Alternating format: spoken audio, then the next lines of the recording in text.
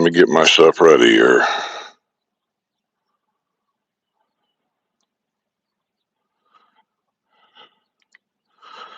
As you can see, I'm ready. Crap.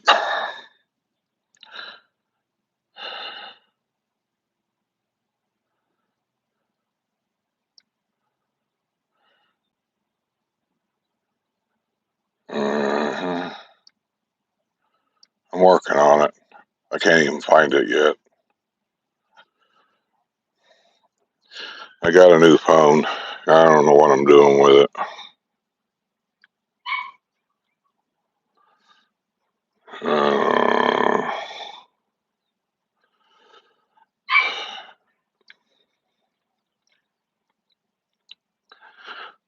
Where in the heck is it?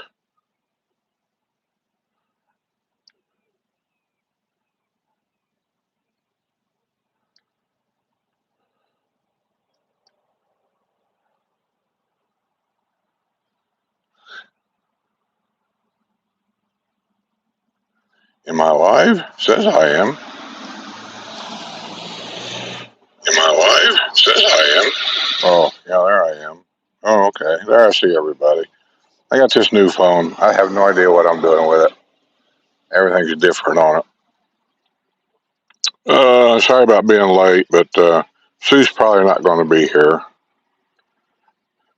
Well, I just lost it again. I touched something and it all just disappeared.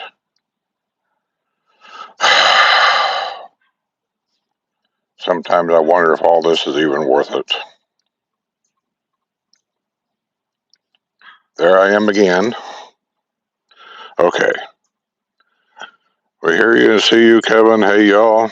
Laura, hi, Skip. Rhode Island here. Well, I can tell you last night. Now what? You hear this?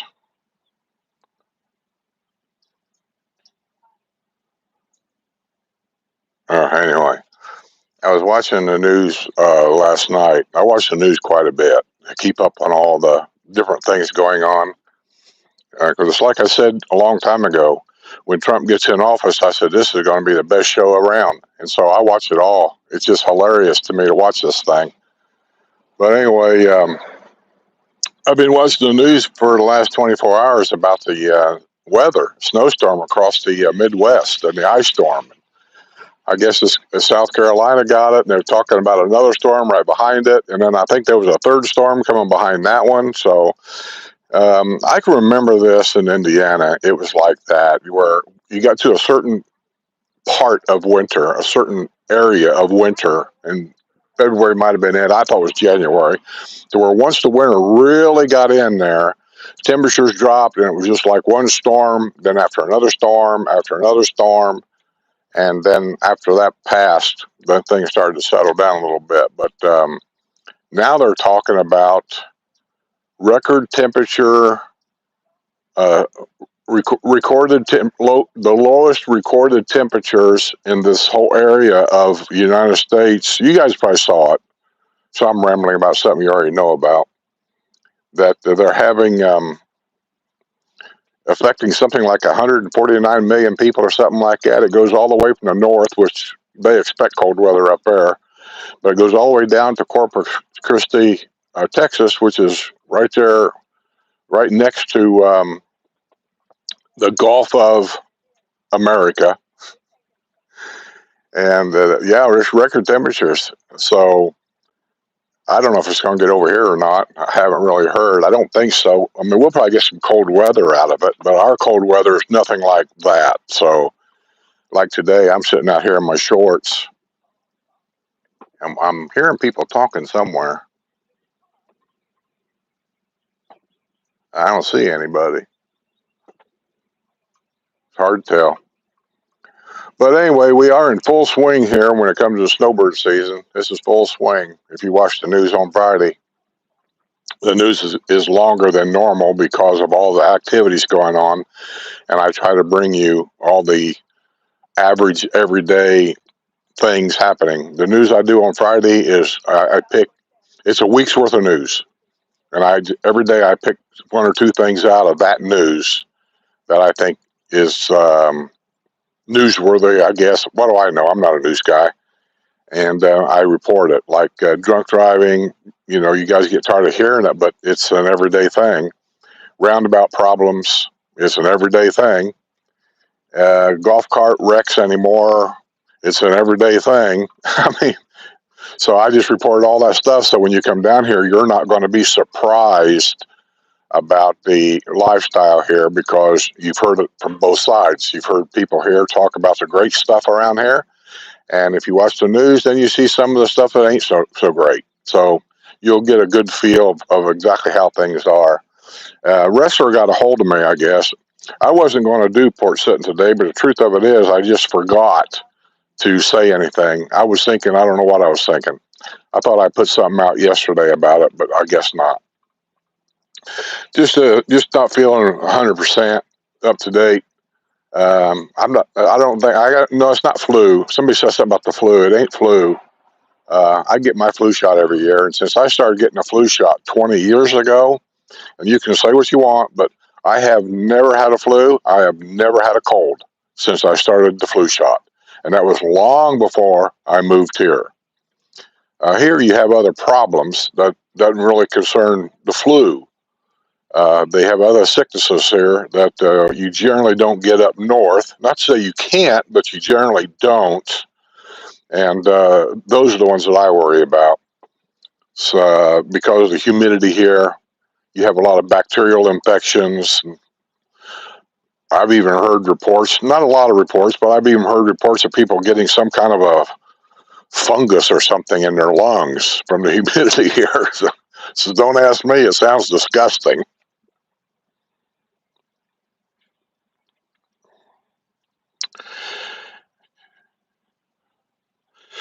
Scott says it's worth it. We like Porch Settin. Well, Scott, and I don't mind doing this for everybody to talk and stay in contact with you and give you some up to date things that's happening. And Sue gives her perspective on things. I'll give you mine from a guy's side of things. But I look at the things that we do as is it advancing the channel? Do I get more subscribers because of what we're doing? Is more people coming to the live show every week? Like last week, I'm just using an example. One week we started, you get like 50 people come to the live show on an average. Then the next week you have 55. Then the next week you have 60. Then I'm looking at that, the growth. And be honest with you, and I'm not putting Porch Settin down. Don't get me wrong. I'm just giving you the facts of how I look at things. For the last year, Porch Settin hasn't done anything for my channel. I mean, we keep up with everybody, but there's other ways I can keep up with you. But no, we don't gain any subscribers really from this Porch Settin, and we don't gain any kind of more watching hours, and that's what YouTube rates everything at is watch hours and stuff like that, and we're not getting any of that. So I told Sue a long time ago. I think I told you guys a long time ago. If it was up to me, Sue likes doing this. That's why we keep doing it.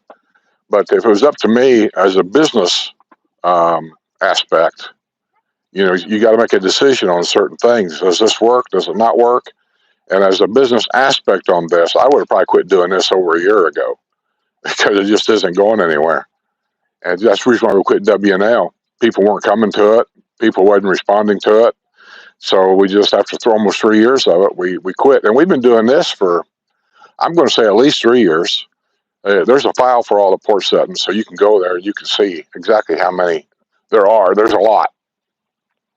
Just like the news. That's nothing new. I've been doing the news for like 3 years. So but it's okay because I get a certain amount of views.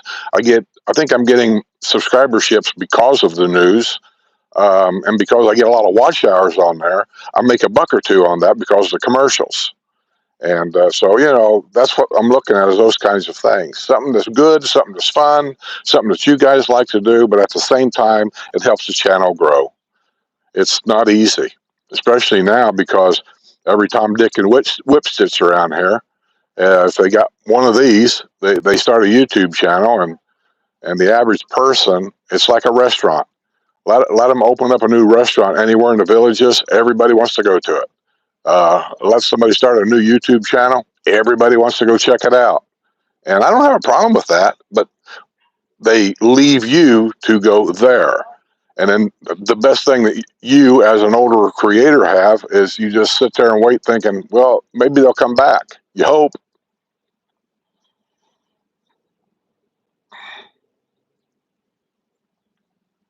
Kind of quiet out here today. Those have rain. It is cloudy. The temperature's good.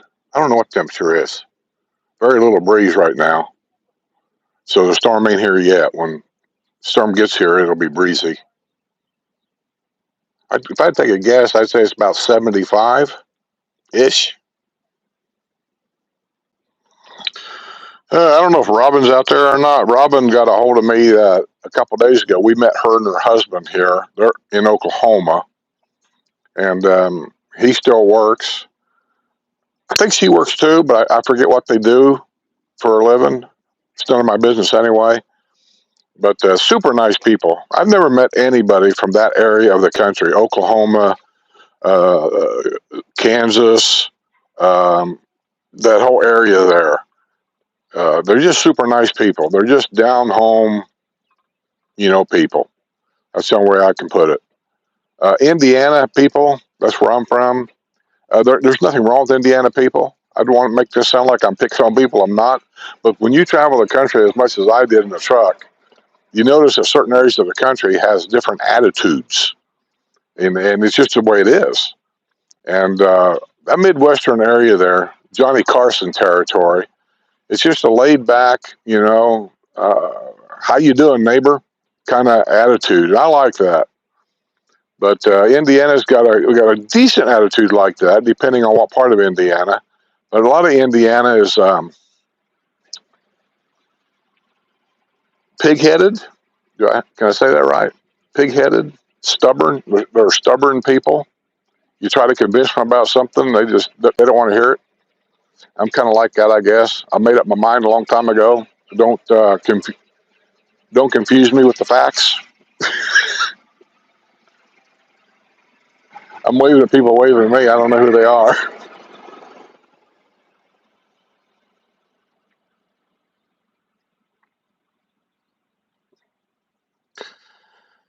I'm looking on here. I don't follow the chat really all that much because we're getting newer people on here, and I don't know who they are. I don't know if you're all not a Patriot member. I implore you to be a Patriot member.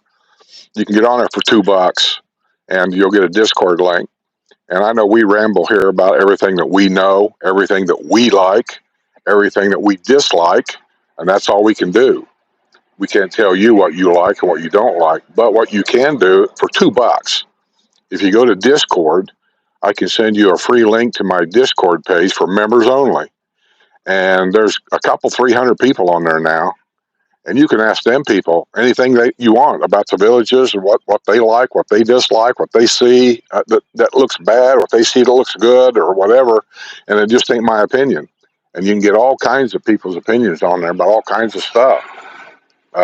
Who did you get to mow your grass? You got to know about lawn care companies too.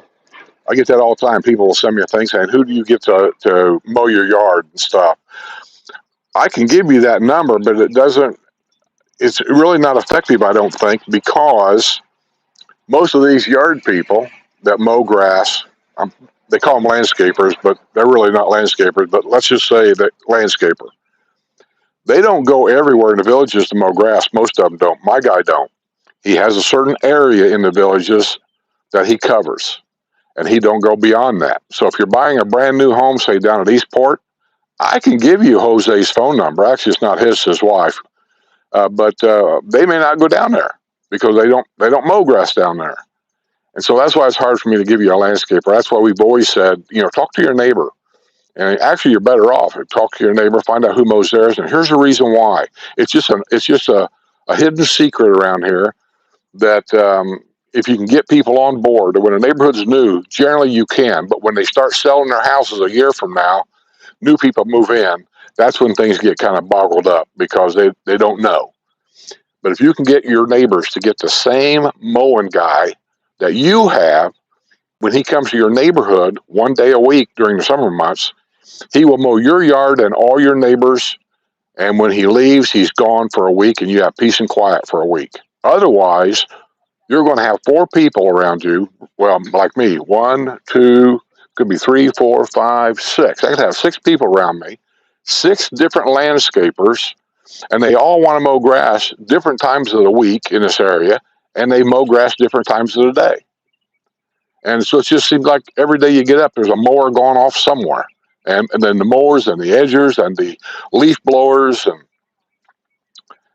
so that's just a little hint for me. Don't knock these plants over. You know, I almost did a while ago. I turned my chair. I moved it so I won't hit it. But anyway, you see what happens. Let me have a drink of tea. You have to cut me some slack. I'm by myself.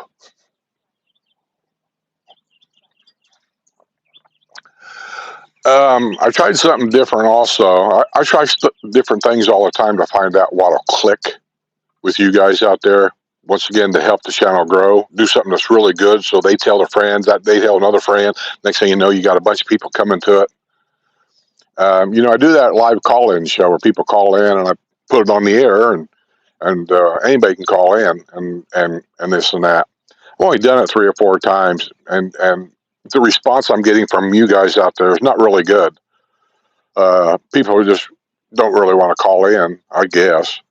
I get 2 or 3 people that'll call in on the show, and that's about it. And so, you know, I just kind of let that go. And then I put out a video here about 2 or 3 weeks ago, and my thought was this. I'm explaining it to you, so you'll know what I'm doing. And on the thumbnail's got a phone number. It's that same phone number. And I explained in the video what I thought about doing was you call this number about your comments, your concerns, question, suggestion, whatever you want to put on there. And once a week, I'll get on there and I'll listen to the voicemails. The phone number is 24/7. I'm not going to answer the phone, so let it ring until the voicemail kicks on, and then leave whatever message you want. And then I thought was I'm going to do a video to where if it's a question, let's say, and if you don't want your name brought up or anything, you just say it on the video. Say, don't use my name, blah, blah, blah, or use my first name only or whatever, and I'll do that. And he's going to say, like, Laura's got a question. She wants to know, and then I'm going to turn on your voicemail so other people can hear you ask that question. And then I'll shut it off, and then I was going to give you my opinion of an answer to that question. Or if it was a Social Security question, I'd have Craig by Zoom or something answer that question for you. And that was my thought to having a video, at least one video a month of something like that, which I thought would be kind of interesting to do because I don't know all the questions people have. Well, I've been 2 or 3 weeks now, and I've received 0 phone calls. See, this is what I'm saying. I look for things to get people involved, but nobody wants to be involved. So I just scrap it and move on.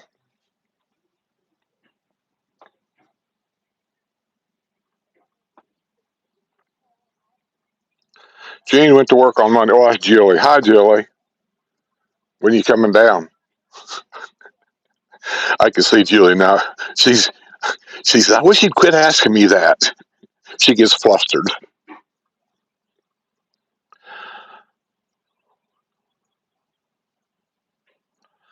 Kyle Reed says, hello, friend. A little late today. That's okay. Yeah, I was a lot late, I guess. I thought I put out a video yesterday or something saying we weren't going to probably do it today because, you know, not feeling well and stuff. But I guess I didn't. My mind's slipping. So anyway, I guess they say better late than never.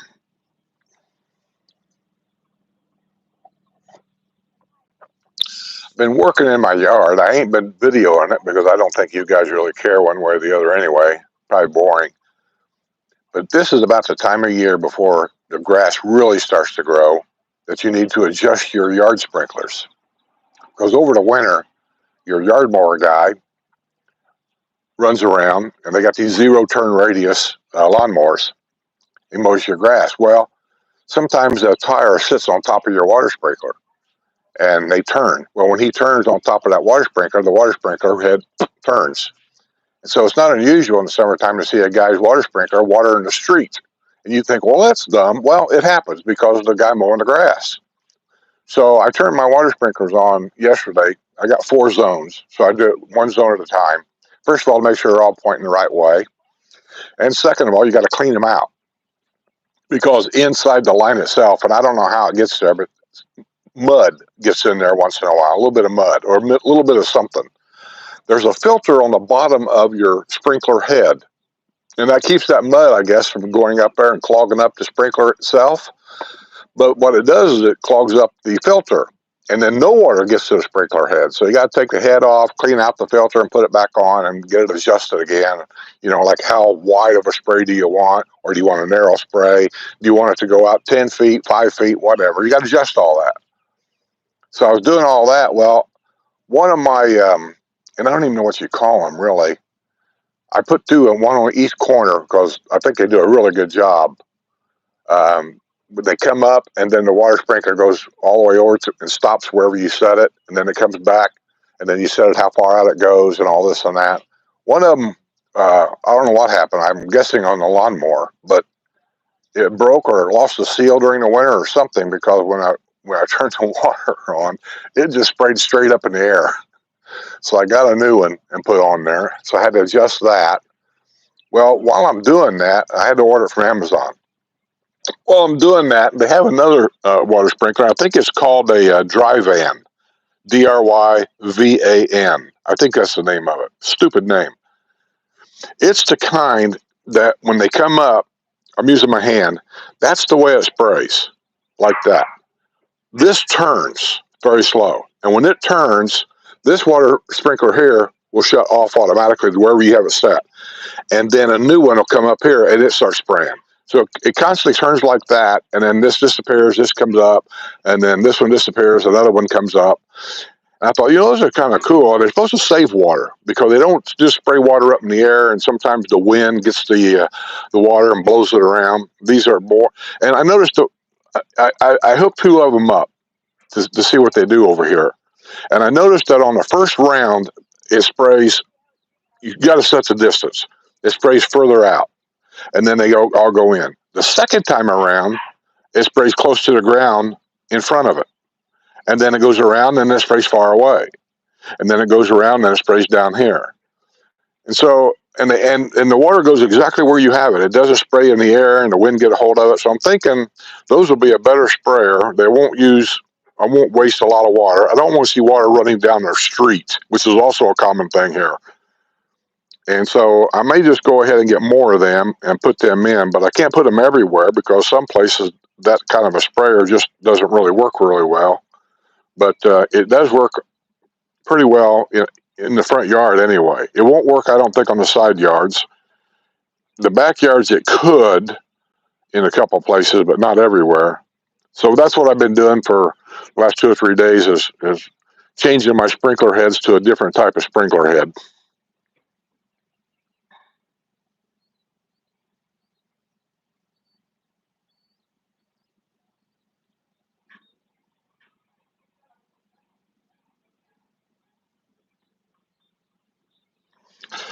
Laura says, Rhode Island here is cold. I'll bet it is. If you think it's cold now from what I saw, if it's heading your way, I assume it is. That cold snap that's in the Midwest right now is heading east. And they've already got warnings out somewhere in South Carolina. I say that because wrestlers thinking about maybe possibly buying a retirement home in South Carolina.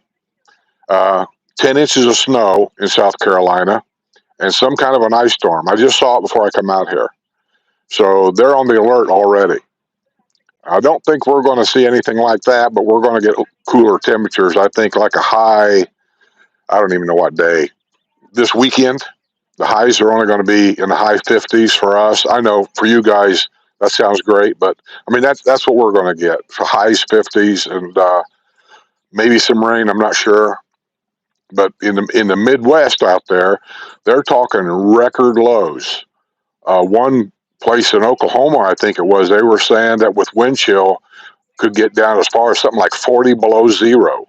I was like, wow, that is cold.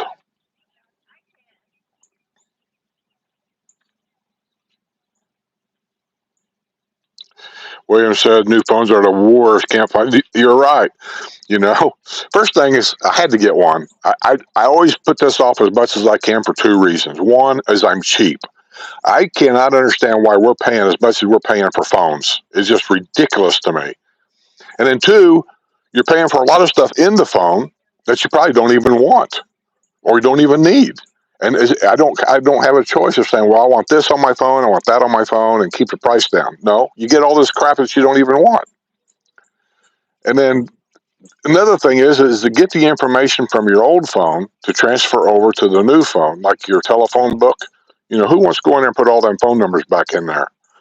Well, I called about it. I told them what I wanted, and they told me, so, okay, there's going to be a cord. They're both of my phones are Galaxies. That's what I'm used to. And he said, we're going to send you a cord where you just plug it in one Galaxy. It'll plug into your other Galaxy, and then it'll bring up an app. You got to download the app on both phones, which this phone already had it. It was the old phone that had to download it. And he said, then it'll automatically transfer everything over. You get into your new phone. He said, then you can delete the stuff that you don't want. I said, okay, I can do that, which it worked out pretty good. They're doing that. But then it's everything else. The camera. This camera on this one's nothing like the camera on the other one. This one's got settings, and the other one, if you wanted to shoot, say, video this way to get a full, screen, you had to hit a button to do that. This one, I think, because there's no button, I think it just automatically, and then you start doing video, or do it this, you just start doing video. So I got to figure that out.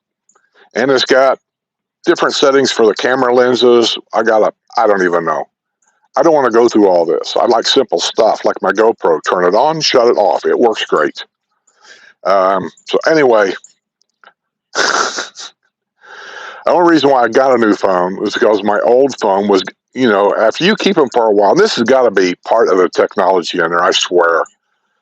The battery doesn't hold the charge as long as it used to. Now, with my old phone, truthfully, my battery's okay. I haven't had that problem. But I have had that problem in the past. But the problem you have with them, they get glitchy. And I don't have a lot of stuff downloaded. I don't keep a lot of pictures on it. I keep the memory empty as much as I can so I don't lose speed.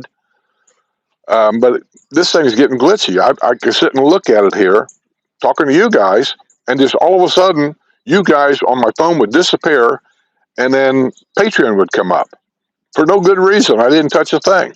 And that's what I'm talking about. It was getting so glitchy that I got to get a new phone.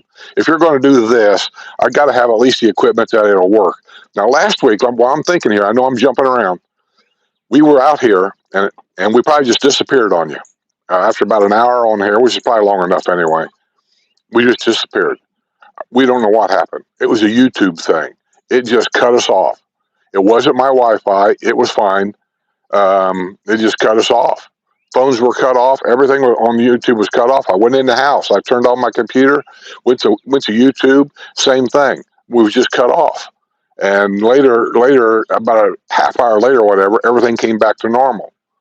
I apologize for it because I have no idea what that was. And that's the problem that I have with doing some of this live stuff is I'm really not in control. I'm only in control of this much of it. Everything else depends on Wi-Fi, depends on YouTube doing what they're supposed to do. And to me, it just gets a little scary because I want things to be right. And when they don't go right, I get really aggravated.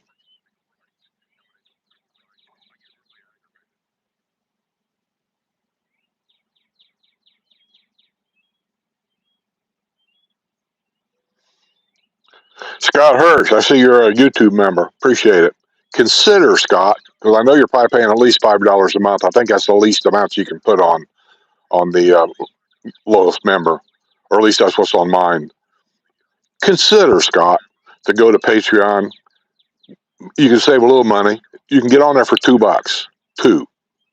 And on Patreon, they're getting a lot more than you are for $5. Now, I'm just being honest with you. One, you get to Discord, and on YouTube members, you're not getting that. Two is you're getting everything commercial free, which you do on the Patreon or the YouTube members also, but they get more stuff.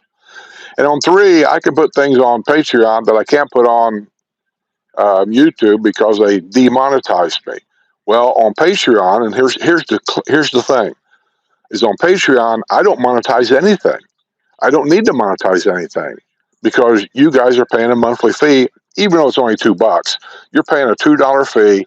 I don't feel right having a commercial on there, so I don't have any on anything, and that means I can put if I use it, and I'm finding as I go on, I'm using less and less music, but I could put music on there that YouTube would normally demonetize that video because of that music, but I can put it on Patreon because I don't monetize anything there, and I'm okay, at least for now. I have put movies on there, full-length movies on Patreon without a problem. I can't do that on YouTube. So you get a lot more stuff there. But I think the number one benefit right now on Patreon is that Discord link. There's a couple, 300 people on Discord that half of them live here, half of them don't. You can get on there and communicate with them people and get their side of a story. And I just think that's, as far as if you're getting ready to buy something here, I just think that kind of information is priceless for you.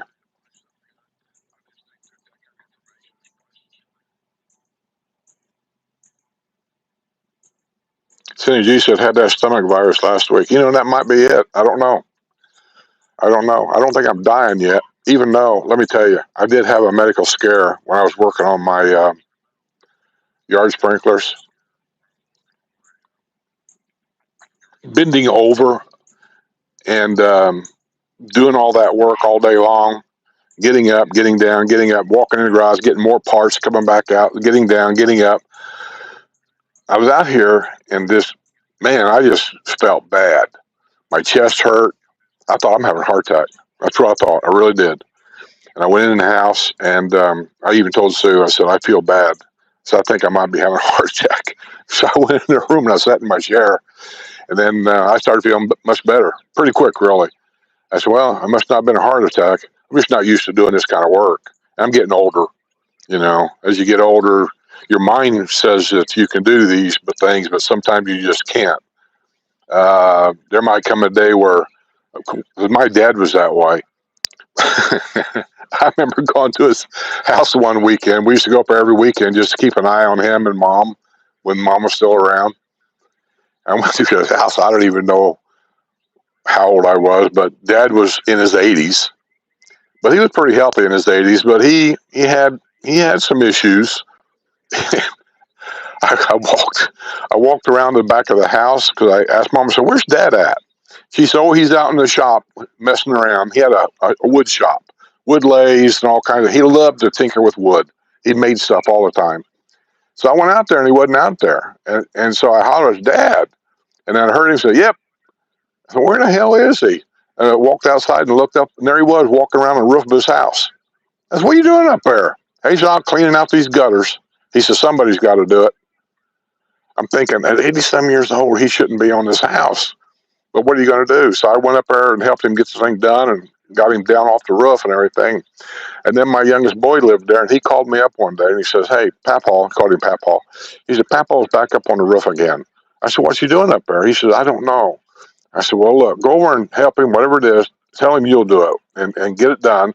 I said, do me a favor. Tell him you want to borrow his ladder. I said, but just don't bring it back. He said, okay. So he did. About 2 weeks later, we go back up there to see Dad again on the weekend. We're in there. Mom's always, you go in Mom's house, whatever she's making, she's going to give you a plate of something, whatever it is. And Dad's saying, hey, you're going to have to talk to that youngest boy of yours over there. I said, why? What did he do? He said, well, he came over and he borrowed my ladder, and he says, and he ain't brought it back. He was a little miffed about it. I said, oh, okay. I said, well, I'll go over and see him in a little bit and see. He might still be using it, Dad. I don't know what he's doing. What's he doing with it? Oh, I don't know. He just wanted to borrow it, and he ain't brought it back. He said, I want my ladder back. I said, all right, I'll go talk to him. Well, I ain't going to go talk to him. So another 2 weeks goes by, right? And nobody was saying anything. Brian didn't call me. So we go back up there. I go out in Dad's wood shop because now Dad's working out here in the wood shop that day. So I go out in the wood shop, see what he's doing. And I looked over in the corner, and guess what I saw standing there with a price tag still hanging off of it? Dad went up to Lowe's and bought another brand new ladder. And I thought, man, I can't keep this guy off of ladders.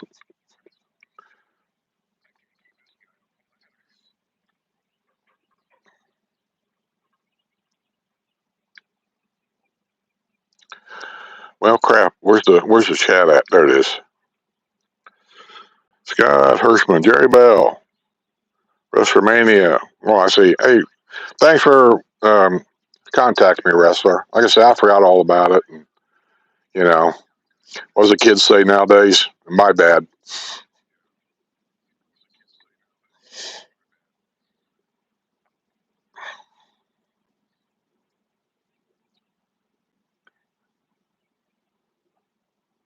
Scott, you don't have to do both. I'm not saying that. Drop out of Patreon or not Patreon. YouTube members. Yeah, just drop out, save a couple of bucks. Go over to Patreon. If you want to pay more, there's several levels you can go to. You all get the same thing. So don't think for $25 a month you're going to get more than somebody at $2 a month. I used to do that, and let me tell you, that is such a pain in the ass to try to keep all this stuff separated, and then I just don't even want to do it. So I just give everybody the same thing, and then I say you can whatever you think it's worth. But the levels go $2, $5, $10, $15, and $25. And at $25, I've even got that limited. I only think 5 people can do that. Because I'm not trying to rip anybody off or anything. I'm just, trying to make an extra buck or two so it helped me pay for things like this, a $1,200 phone or whatever the hell it was. It's crazy nuts. Cameras that you got to have. These things that you have to have. That thing. It just goes on and on. So anyway, that's it. If you want to pay $5, take it. I got a new member last night. Matter of fact, I just sent her. I think it was a Discord link. 2 days ago, I got a couple new members. They were on the $5 level. Sent them their link, and then this morning I got up, and there was I think it was a woman, and she's on a $10 level. So I sent her a link. And as long as you're a member, you only have to get in Discord one time. Once you're in there, you're in forever until you decide that you drop out. You can lower your level to different price ranges, or you can raise them to different price ranges whenever you want to. But once you drop out of Patreon, then your membership to Discord automatically just disappears. So just know that.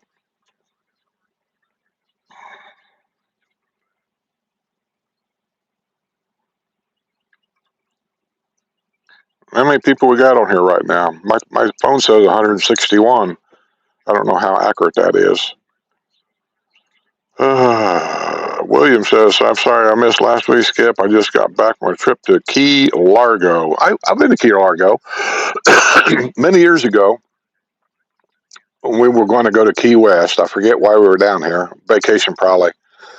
And we had Maggie, our Boston Terrier. I love the Boston Terrier. And Key West didn't have any hotels that would allow us to have a dog. And we called it Marathon. We called a couple other islands. I can't remember all of them. That had a place to stay, a hotel or whatever. None of them except a dog. But in Key Largo, there were these. It really isn't a hotel. It almost reminds you of like the old roadside cottages. They used to be like little cabins, kind of like set side by side years ago. They had them on the beach in Key Largo, and that was the only place that we found that I could have Maggie, our dog, and stay there overnight, and that's why we stayed there.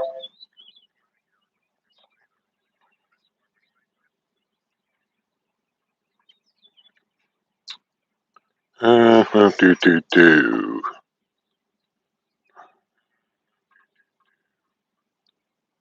You sound a little stuffy. Yeah, I probably do. Sometimes I get in these sneezing fits. Is it possible to develop an allergy when you get older if you've never had an allergy your whole life? Sometimes I wonder if I haven't developed one.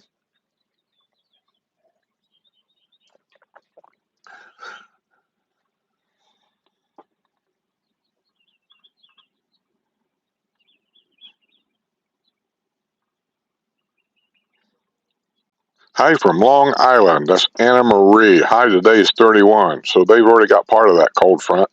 And like I say, there's another big one coming. I guess it's even worse. I don't know if it's going to come down and go up to New York area or not. You have to watch the news update. And because it shows it coming from right now, I think it's in Oklahoma now. If Robin was on here, she could tell you. But I think it's coming from Oklahoma now. It goes from way up north, like North Dakota, all the way down to Corpus Christi, Texas, that whole swath right there, and it's all moving east. But it did show this weekend that it was up here, South Carolina and a little bit north. Florida, we're not in it, even though I know we're probably going to get some cooler temperatures. Now, does it go up to New York? I don't know. But if it does go up there, you might see colder temperatures this weekend.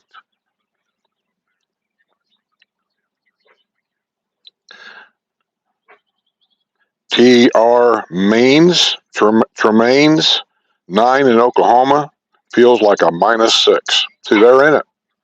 And it may get worse than that. I don't know. But there's a wind chill factor, so it must be a lot of wind blowing. I don't know if we're getting any snow or not. Did they say anything about snow out there? I'm trying to remember. I don't remember. I'm sure there probably is. But I know that South Carolina is also expecting snow, 10 inches of snow, and then an ice storm. Great.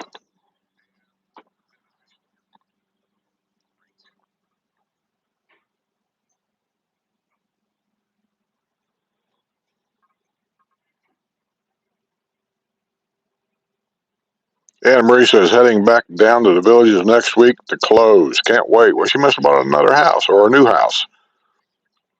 What villages are you in there, Anna Marie? Just out of curiosity.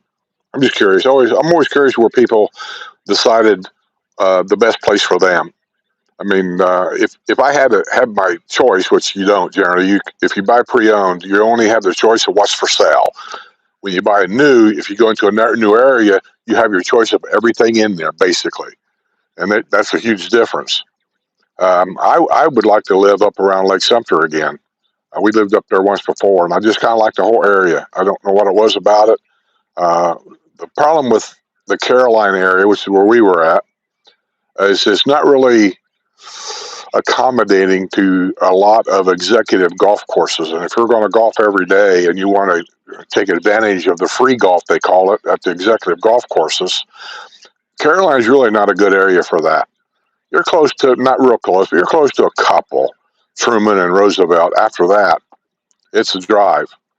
And there is one championship course down there, Havana. That's not too far away from you, but that's about it. And like right here where I'm at, and I bought here specifically because of the executive courses, within about a 10-minute golf cart ride, I can go to, I think it's 11 different executive golf courses around me. Some of them are just 2 minutes down the road, 3 minutes down the road. But think about that. That's the difference. 11 in a 10-minute golf cart ride. And as far as country clubs go, I've got Evans Prairie back here, which is 2-minute golf cart ride from my house. I got Bonifay, championship, 6 minutes from my house. Bell, which is right over there, and that may be the furthest away, I'll say, and that's 10 minutes from my house. And then I'll say 15 minutes from my house, I can go to Havana. I'm in the middle of a lot of golf, and that's why I bought here.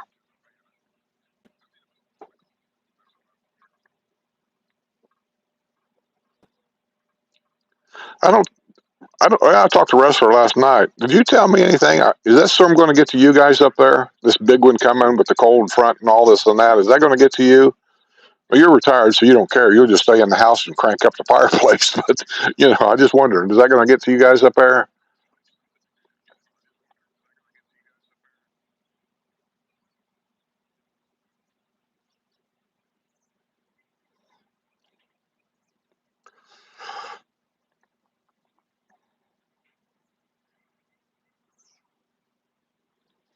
Laura, why? That's not a fair question.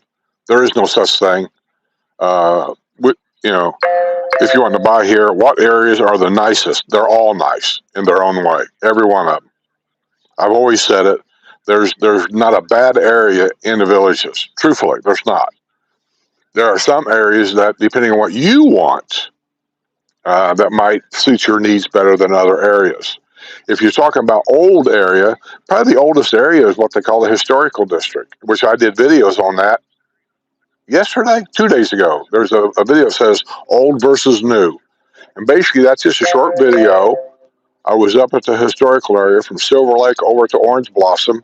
I went up there for a different reason, but I went up there and I saw a video showing you what's happening up there, where they're pulling out some of the older house trailers. When I say house trailers, I really mean there's difference up there. You got house trailers, then you have modular type homes and prefab, and then there's also a few stick builts up there. And then a lot of people are buying the old house trailers, the ones that are only single wide. They're yanking them out because you can buy them cheap. And when I say cheap, they can buy. There's one. You'll see it on the news, not this week, but I think next week, because I'm saving it, that one of the old houses up there just sold for $66,000. Now, the house itself probably ain't worth nothing, but the lot is, and it's on waterfront. $66,000 for a lot. Somebody's going to tear that trailer out, and they're going to have a stick-built home put in there. And there's over 100 of them that's done that already. And there's no bond up there. And their district rules are much more relaxed up there than they are, say, down here in the newer area. So if any of that appeals to you, I show you those areas up there just to show you what it is.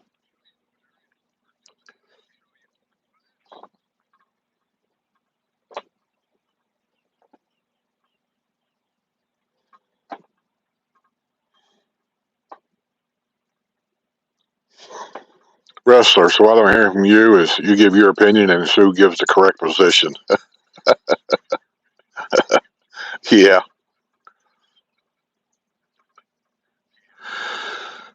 Here's a little hint, Laura.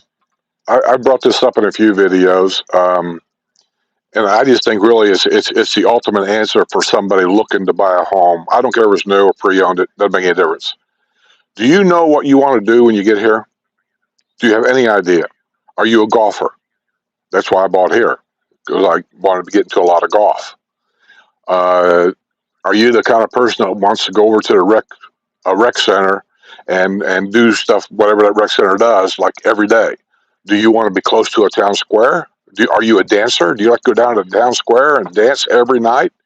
Do you like to go to the squares 2 and 3 times a week just listen to music? Do you like to be close to a shopping center? Because they're spread out everywhere. Try to pick out what it is that's important to you, and then get a map of the villages. They got some new ones out. I've got old ones in here. I used to just give them away, but I haven't done that because they're the older maps that don't even have the new area on them. But find out where these places are at, and then draw a circle around that area and get the street names and whatever, and look for your home there, because there's no need of you looking all over Hell's Half Acre here when you're really interested in the stuff that's here. And that's my suggestion. It'll narrow your search down quite a bit, and then it's just a matter of finding whatever it is you're looking for that's in your price range. And almost every neighborhood's got it somewhere. As far as safest goes, they're all safe, basically. It's just the bigger the villages gets, I don't want people to be surprised here thinking it's a retirement community and everything is, in your mind, you have this picture of what a retirement community is. And this place is just getting to the point where I don't even want to call it a retirement community anymore. It's just a big place. They call it a 55 plus, but we got so many homes here that people rent out to just anybody. Child molesters are renting these homes. Sexual offenders rent these homes. Mom and dad let their drug addict grandson live with them. Now, this isn't everywhere, but it is something that's happening, and I want you aware of it. And so there is no way of knowing if you look at a house, and I wish there was, but there isn't. There's no way of knowing when you look at a house or buying a house who your neighbors are, especially a pre-owned. You go into a neighborhood and you say, "Oh, that house is nice. I like it. It's in the right place. The price is right." But you got to wonder who are all your neighbors that live around you? Is there a problem in the neighborhood? There's no record of any of that, and so that's the quandary the way I see it, and it's a risk that you take. And I really don't have an answer for it. Wish I did, but I don't.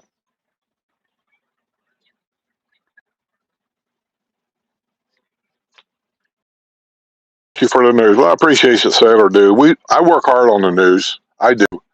It takes. I always sit down thinking, well, I'm going to do a news real quick this week because I got stuff to do, and I just can't. I mean, I go to do it. Here's one of the problems, real quick, just so you know. Here's day one of editing the news. First of all, I got to pick out every day of what I want. I try to keep it down to half an hour, and it's hard to pick out all this news and be a half an hour, especially during snowbird season because there's so much that happens that I'm in 40, 50 minutes now. So anyway, I pick out the news. Second thing I got to do is the pictures. If they're arresting pictures off the police blotters and all that, I get the pictures and download them. Then I take all these pictures because I swear to God, these police people have got the worst cameras in the police stations and you can shake a stick at. They're awful. So I got an editor that I put them in this editor, and it refocuses the pictures. And when it refocuses them, I'm not sure how accurate it is because some of these people may have blue eyes. I don't know they got blue eyes, or is the editor just putting blue eyes in there? I don't know that. It's an AI thing. So I clean the pictures up as much as I can. So if you ever look at any of them pictures in the background, like a picture of a house that's under scrutiny, and I'll put that back here on the green screen, blow it up for you.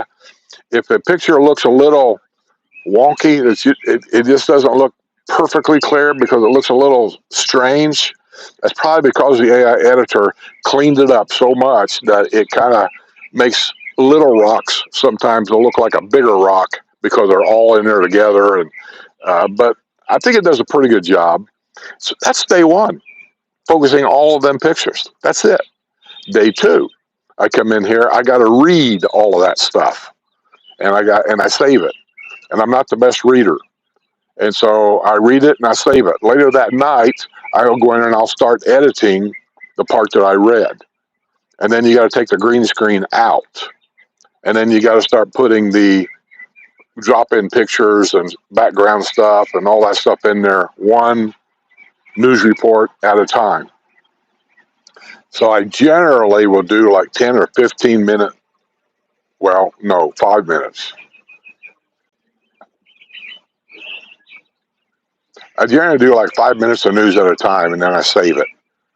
And then at the end of all that, then I have to go to the letters to the editor and read that. And I try to pick the different things out to give you a general idea what other people in the villages are talking about. So, I mean, I might do 3 or 4 of them. And then one will be about golf cart safety. And the other one might be about, golf courses and how bad they are. I try to skip around to give you a general feel of everything that they're complaining about or talking about. And then, of course, the holes in ones. I try to do a few of those when we have them, and we don't have them every day or every week, but generally we have them. And then I do the end thing there, and to be honest with you, I thank everybody, and I thank my patrons because they're the ones that actually pay for that news. All the stuff I got to do, I got to pay for.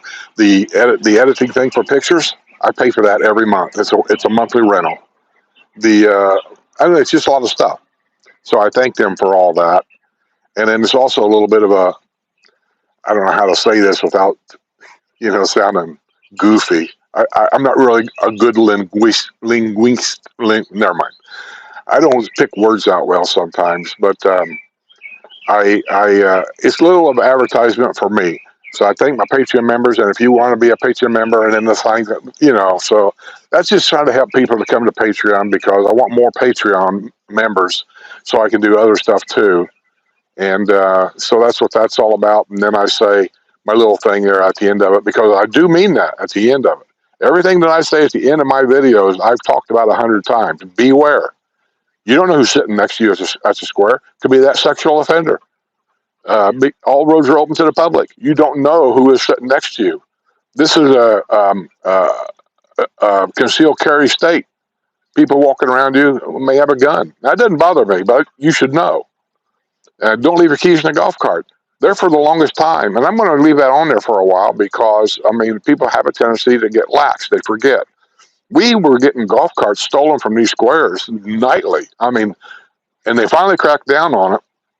They called a major operation that were taking them to some barn out in the country somewhere, and they were stripping these golf carts down, and on eBay and on Facebook Marketplace, I think, and then probably just word of mouth, they were selling parts off these golf carts to other companies that were fixing golf carts. So they finally got them, and that slowed it down a lot. I haven't heard of a golf cart theft really, except a couple weeks ago. Somebody got pulled over for a traffic stop or something. He had a trailer with a golf cart on it.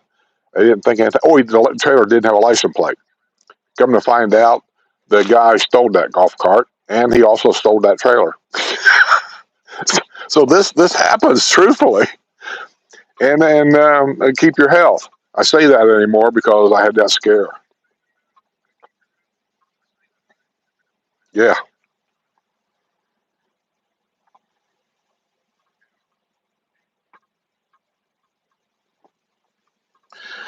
Says Mary says finally using my phone and I can comment. Just got here today. Sorry if I missed this. Sorry if I missed this. Do you think the villages has changed over the last? Oh my God, have they changed? Yes, they've changed. Thanks for being so honest about the villages. They've changed a lot. Some people can deal with the change. Some people can't. I'm one of those people that I really don't like change all that much. I don't even like a new car. I mean, Sue bought this car, and it just drives me nuts in there all the time. You get out of the car and walk away. If you leave something in the car, the horn beeps at you. It just drives me nuts. You can't open the car door unless you have this thing in your pocket, and you got to put your thumbprint on. I keep thinking to myself, what if the battery goes dead? Does this not work anymore? Because they said there's a key in it. Well, let me tell you about that key. I pulled that key out of that box and in my door. It don't work. It doesn't open my door. So I don't know. These things drive me nuts. I just like a simple car. Electric windows are fine. Cruise control's fine. All that stuff's fine. I don't think we need all this other crap. Like my phone that has to connect with the computer that's in the dash. You know. Then we have my phone connecting, or do we have Sue's phone connecting? And then it's just, to me, it's just hilariously nuts. I don't need all this. Don't want all this. But anyway, that's what I mean. I don't like change all that much. But here in the village, the change that I've seen is basically growth, just growth.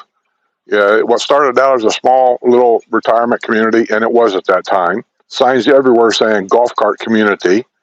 And actually, I think it said Florida's largest golf cart community. Those signs disappeared shortly after they built Lake Sumter, and still it was okay. You know, Lake Sumter was a nice area. I liked it a lot. And then they announced Brownwood. At that point, I thought, yeah, I'm kind of miss. Is this place getting too big for me? And then they said they were going to go across 44 when Wildwood basically was supposed to be the build out. Joke. But then he went across 44 and built down there. And I thought, well, maybe that won't be so bad because 44 is kind of like the separating road. Now, this is me thinking. This ain't no facts. This is just me thinking. So maybe if 44 is like the road that divides things from north to south, that people down there will have a tendency to I'm just going to say it. People down there will have a tendency to stay down there. And then people up here have a tendency to stay up here because it's too far to drive a golf cart for most people. It's too far to drive. But everything in the villages is open to any resident. If you're a resident, you can go anywhere in the villages and use residential stuff, swimming pools, whatever, anywhere. But I don't think that that's true anymore. I don't think people use their golf carts like they used to. I think they drive cars now a lot. And so as far as it being like a retirement community, like it once was, not really, because back then it was nothing to go down in the square and see people's purses and things sitting in the golf cart. Nobody's in the golf cart. They're at the square. They're in the movie theater. And, nobody done anything. Nobody bothered you in here. Because at that time, we were a retirement community. And I think most people outside of the villages, Florida people, they respected the fact that we were elderly people in here, and they just didn't bother us. We were almost like hands off. You don't go over there. Them people are old. Leave them alone. That's the feeling I got. Now, the feeling I get more than anything is anybody can come here. Anybody can buy anything if you got a checkbook. And if you can't buy, you can always find something to rent.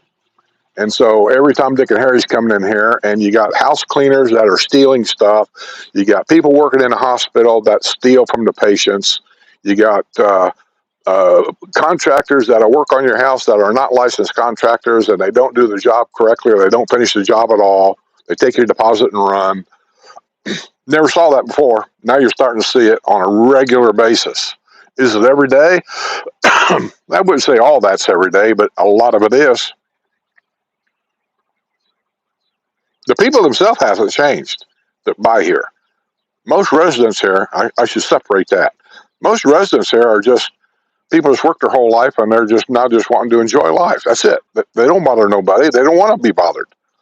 The ones that are a bother are useless drug addict kids sucking off mom and dad and grandma and grandpa. I'm just going to put it out there the way it is. Or outsiders, because everything's open to the public, coming in, especially in the wintertime, and causing trouble. And there's been places here closed down because of that. Margaritaville's the latest one. They had so much trouble up here in Spanish Springs from outsiders, not village residents, from outsiders going in there, getting drunk at night, causing fights, and it's right next to the square. Elderly people didn't like it. They didn't feel safe in there, and I can understand that. And then finally, Margaritaville closed their doors and left. Now, were they asked to leave? I don't know. Or did the owner of the place just decide that there's too much trouble here, and he closed his doors and left? Could be. But that's the kind of stuff that's the biggest changes that I see. And the other big change that I might say as far as new buildings go, the bond prices are getting higher and higher. Up around Lake Sumter, the bond prices there on new home was an average about 20 grand. And then here where I'm at, the average bond payment or the bond prices here was 30 grand. And it depends on the homes and stuff, but an average price, 30 grand. And then around the Finney area, I think they went upwards around 40 grand, give or take. And then now you're down to Eastport, where I'm hearing reports more and more from people I know of different homes down there having a $50,000 bond. So that's a huge issue in my mind. That's a huge issue.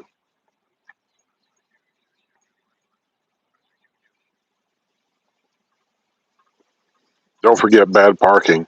Yeah, I watch you guys. I do.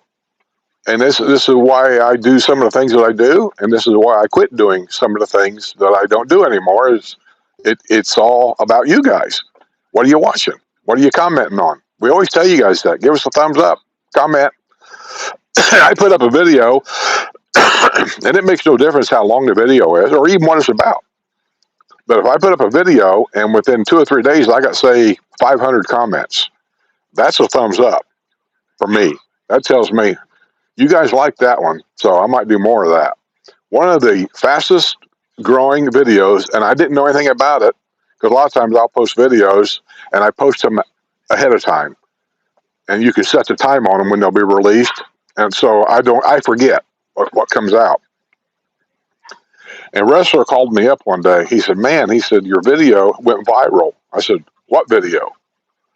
They said, "The one where you were advertising the apartment or buildings they're building all around that one area up there."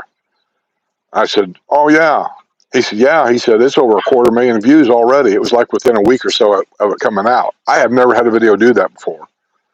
I don't even know what it is now because I don't check on them. And he said, "Yeah, it has to be the title, because the subject matter," we were talking about that yesterday, Wrestler and I.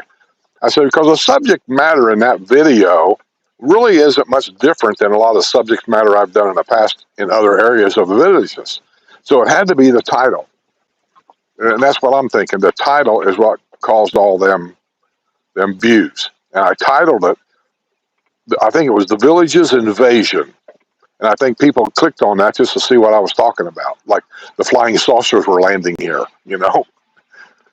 And yeah, I got a ton of views on that.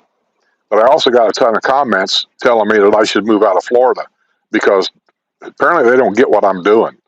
And, so you have to accept that kind of stuff as a YouTuber. You're going to get comments from people they don't watch the whole video. They watch 2 minutes of it, and right away they've made up their mind what it is, and they make these comments about something they know nothing about, and you get used to that.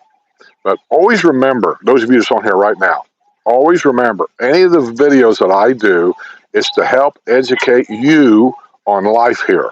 If I don't like something, I don't mince words. I'm not hard to understand. I will simply tell you, I don't like this. And then you can make that comment, well, if you don't like it, you should move, which I think is a stupid comment, but you can do that. Only thing I did in that whole video, if you watch it, the whole video is I'm just showing you that in this area up here, if you decide to buy in this area of the villages up here, they're building this, this, this, and this. Over here's the shopping center. Over here is Trailwinds, which is a big shopping area that's not in the villages. That's not golf cart accessible over there either. But they're building an apartment house over there. They're building all this stuff over here. And all of that, because our streets are open to the public, all of that comes this direction. And they're going to go down to the squares. And they're going to eat in your restaurants. And that's good for the business owners. I'm not arguing that point at all. But if you buy a home here and you buy in this area here where I'm at, you're going to see some of the complaints that I've read about letters to the editor where people saying, I think that we should have golf cart parking only down here at the squares because when I come down here, I can't even find a place to park. I think we should have to buy tickets or something to go to the squares because when I come down here, I can't even find a place to sit.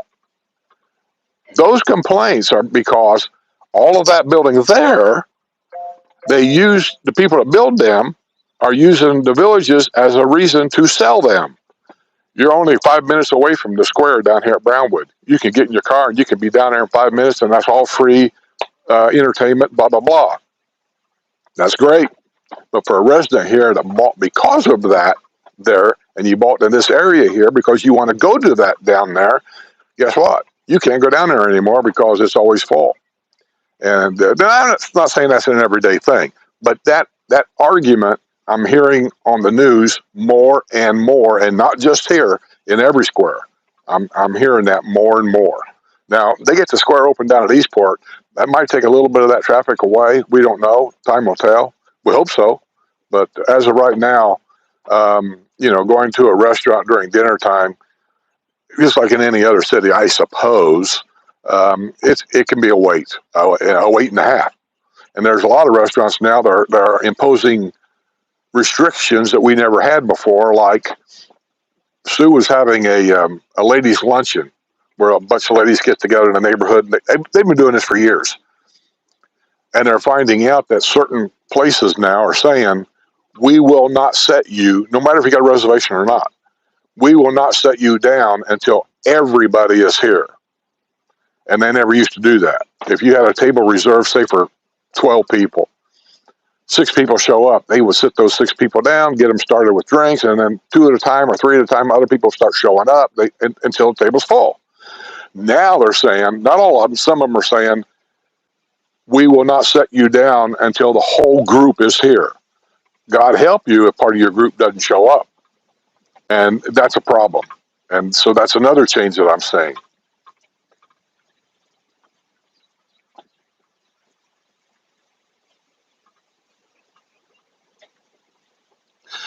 Have I ever considered getting involved in political stuff in villages? Well, it's getting windy. The top up here is going in. I have considered that, and I've actually put feelers out there with people that I trust. I said, if I was to run for a CDD board or I don't know, you name it, whatever, I said, you think I'd have a chance? Because there's some things around here that just ain't right. And I'd like to see what I could do about, if I could just straighten 1 or 2 things out, that would be a winner in my book before I die. And every one of them told me, they said, no, you'd never have a chance because they say that people don't like your attitude. I said, oh, okay. I think Sue might have done that. She put it back out. And I do have that attitude. It's, a take it or leave it attitude. And in politics, you gotta, you're supposed to please everybody, which we all know you can't do that. but everybody wants you to do that. So, but here's what I'd like to do. Here's what I would really like to do for just, if nothing else, for one term. I would love to be the mayor of Wildwood. I would put a stop to a lot of that shit over there.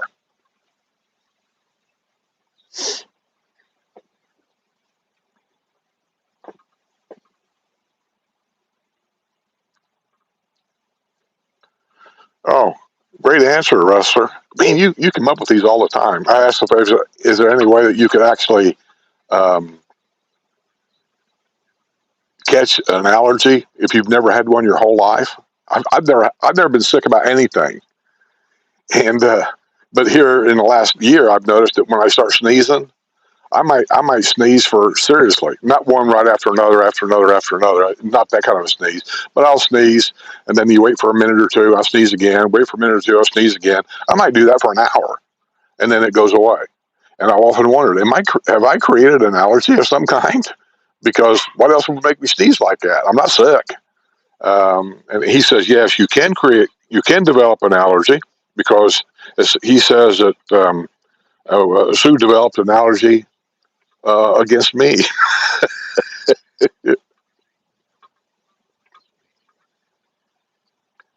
Anna Marie, that looks like a beautiful area. Best of luck. What did you say? I can't say it. Oh, Shady Brook. I'm a future Shady Brook owner. I don't know much about Shady Brook. I don't know much about that new area down there at all. I've been down there, but I don't video down there because there's too many YouTubers anymore, and I don't want to battle anymore. I don't want to fight to do something anymore because some of them people down there are just downright mean. You guys probably don't see it, but I'm here to tell you. Some of them people down there on the YouTube are just downright mean. Um, they get on the camera and they smile a lot and they talk really nice and they act really cute and all this and that. And it's all because of a video they're going to make. They do all this stuff. And then when you get away from them and you see them out in public, they're nasty. They're just downright nasty. Um, this is why I don't bring up too many YouTubers around here because I don't know all of them, but I know a lot of the older ones. And most of the older ones that I do know, uh, I don't care for them. That's why you don't ever see me talk about them. I just don't care for them. I know things, and I don't want to get into name dropping and accusing them of everything. But I've often said, when the day comes that I do my last YouTube video, and I know it's going to be my last one, I'm going to give a full report. The guy over here is walking around his house looking at his roof. I don't know why. There's nothing wrong with that roof. I was here during the hurricane, and there's a few houses by the way they're built or by the way that they're turned. I don't know what the difference is. That for some reason they never lose any shingles, no matter how hard the wind blows. Other houses like mine, whenever we have a hurricane or the wind's blowing hard, I do lose shingles, and it's always in the same spot. It's never on this side. It's never on the front. It's always a spot right over here. And then here lately, because we're all 10 years old here now, I've probably heard of at least 6 or 7 homes in my area here of Hillsboro. I don't know the homes, but I hear the nail guns. You know, when they're stapling nails, you hear that. Tick, tick, tick. I've probably seen 6 or 7 homes with new roofs. But at the same time, there's a house down here that's got a big empty spot on top of his house where they've never fixed it yet. They're telling him it may be several months before they could get the crew in there to fix it. And she was telling me that some house back here, I forget who it is, that they're going to have a new roof put on their house. Insurance deal? I don't know. So that's another thing we got here is this insurance and the age of a roof. Where does the line draw on that? I don't know that either.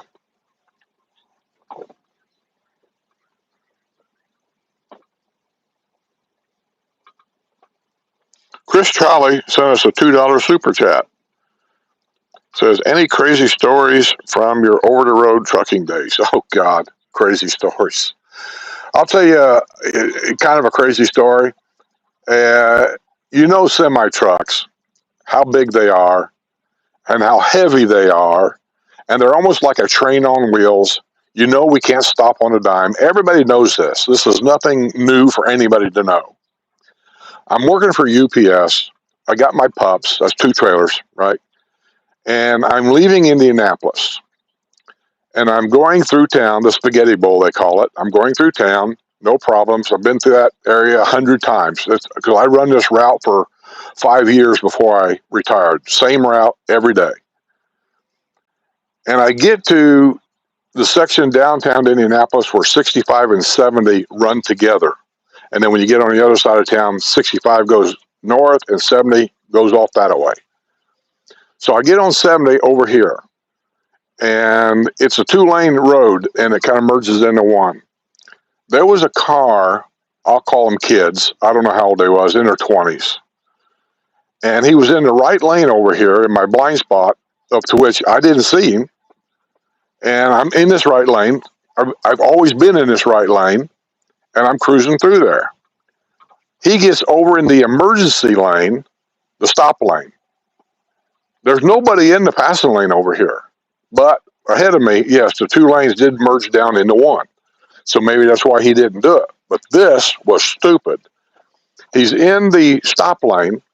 He passes me over there. And when he got up to the area where I could see him, it scared me. I jerked the truck over, actually, because I didn't know what the hell that was. And then he gets in front of me. And then he slams on his brakes. I'm locking him up. You can't lock a semi-brake up when you're loaded. They don't lock up. I thought I was going to hit him. And then he jerked back over to the right and took off again. I just thought to myself, you dumbass. So we get up on 70. Now we're on, trying to think here, I think it's 4 lanes, 3 lanes. So anyway, I'm in the center lane. I always stayed in the center lane through town because people are always getting on and off over here, and it's a big pain in the butt for trucks to do this, because if they got to move over to let somebody on the highway, there's always people in that center lane and they won't move. You can turn your turn signal on. They act like they don't see it. So I stay in the center lane. And then all of a sudden, here he comes, the same kid, coming up here on the passenger side of my truck, passing me, and he cuts in front of me again, and he hits his brake again, and I slam him on. Now I'm pissed. And there's nothing I can really do. I can't outrun him, you know. I guess I could call the police, but by the time the police would even show up out there, the kid would probably be off the highway and who knows where he went, so that's useless. So I just kept going. And then we get down the road a little ways. He must have got back on the highway. Now he passes me on the right side of the road. We're still on 3 lanes, by the way. He cuts in front of me and hits his brake again. About that time, and I don't know where he come from, a cop come up behind me, jumped over in the right lane, and he gets up next to me, and he just kind of does this thing. I thought he wanted me to pull over. What he wanted me to do is move over into the 3rd lane, which is against the law for trucks unless your police tells you to do that. I move over in the 3rd lane. He gets behind this kid and lights him up. And then he stuck his hand out the window. The cop did. He went like this, go on. So he took care of that matter. You know, every now and then you see fast action, judgment calls, and that happened. And I can only tell you, when I went down the road, I thought, that kid's going to get it, because the cop doesn't see him reckless driving and stuff. That kid's going to pay the price. There's been a lot of stuff I've seen on the road, just lots of stuff, crazy stuff. I saw a guy hit a bear in Arizona there at Flagstaff. He hit a bear with his truck. The bear spun around, got underneath the trailer on the back. He had a flatbed trailer. The axle hit the bear again, and it actually broke the axle out from underneath his trailer. And there he sat on the side of the road. The axle went rolling down the road somewhere. Trailer fell on the highway on top of the bear. The bear's dead. And I just thought to myself, man, that's a bad day right there.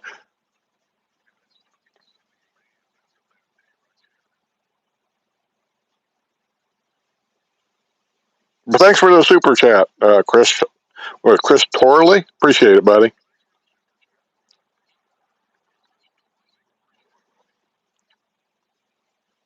One of the funny things, talking about that, one of the funny things back then was that's when they started truck driving schools. That's the government for you. That's who started all that crap. And the only reason why they started all that is because they knew they were going to import foreign drivers in here, so they had to start that. And by doing that, so to be equal and fair justice, they had to make everybody in America do it. So my boy decided he wanted to work for some company. I forget what it was. My oldest boy. He had a CDL. I don't remember when he got it, but anyway, he had a CDL. I was grandfathered in. I had a chauffeur's license, which is all you was required to have, until the CDL law kicked in, and then I was grandfathered into the CDL program. I didn't have to do anything special to get it. So he calls me up one day and he says, "Hey," he said, "you know anything about this company?" And I said, "I know of the company, but I don't know anything about the company. About benefits, pay, what they do, when do you get home. It's an over the road company." He said, "Well, I'm going to go to a class over here. They got an introductory class over here to where they're going to tell you about the company. You can ask questions, and they're going to sign you up as a driver, blah, blah, blah." I said, "You want me to go with you?" He said, "Yeah." I said, "Okay." So we went over there. It was like a Saturday morning at a Holiday Inn hotel in Anderson, Indiana. So we go over there, and I'm sitting in the back room with my boy, and I'm listening to this guy talk. They were very cautious about what they said and how they said it. I mean, I knew what went on in a trucking company because I've been doing it a long time. And so, because I'm not looking for a job, I would lean over and I would tell him to ask a question. Ask him about this, ask him about that, and he would ask him. And then the guy, I noticed that, well, there it goes again. He would hedge the questions a lot. And then toward the end of it, he got to the point he would say, "Well, here you can do this and you can do that." And he says, "And compared to other companies, that's a good deal." And he'd look at me and he'd go, "Ain't that right, Mr. Smith?" So I don't know if he was harassing me or what, but let's just say that I told the boy about halfway through it, I said, "You don't want to work here. Let's move on." So we did. So that was kind of funny that I don't think he appreciated me being there.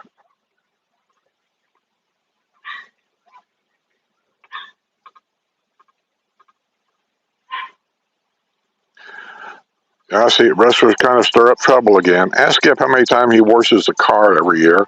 That way we can play the wash drinking game. Well, first of all, I don't wash cars. I haven't washed a car in 10 years. Here in the villages, you can go to one of these car washes. I don't know which one. I think it's the one over here, uh, pretty close to the Pinella Shopping Center, I think. You can buy a card that's good for a year. And Sue got one of them cards. They're like, I don't know, $125 or something, $100. I don't know what it is. And with that card, you can go through the car wash as many times as you want for a year. You can go through there 7 times a day. They don't care. And I think she got that card. So if you ever notice our car, it's never dirty. There's never anything. There's never a spot on it. I think she goes through that thing every week.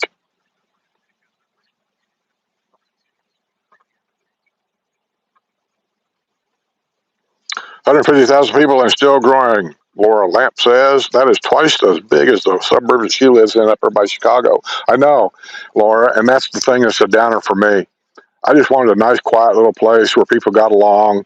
A picture in my mind was in the evenings when it cooled off in the summer, people would go out and walk around the neighborhood, stop in the road and shoot the bull for a while, walk their dogs, and maybe get together and go out once a week or something, have dinner at a restaurant with your neighbors and stuff. And we do that here too, but it's just not the same in a large community because the community's gotten separated to the point of almost like age. If you want to go where people are in the average age of 80, you go up to this area. You want to go the average age of say 70, you go to this area. And then if you go down to where Eastport are at, and this is the thing that really kills me, a retirement community. How can you call this a retirement community when there's a goddamn school in it where kids go?